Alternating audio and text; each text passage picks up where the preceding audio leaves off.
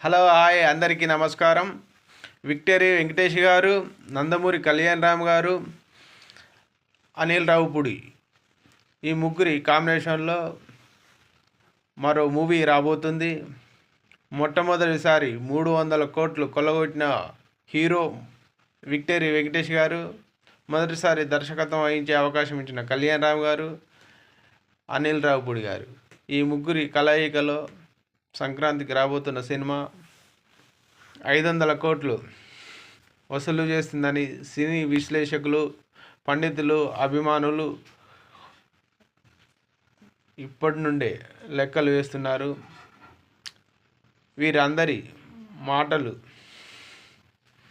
నిజం కావాలని అభిమానులందరి తరపున కోరుకుంటూ వీరందరికీ నా శుభాకాంక్షలు తెలియజేసుకుంటున్నాను. నేను మీ వెంకన్న కొనుగోటి.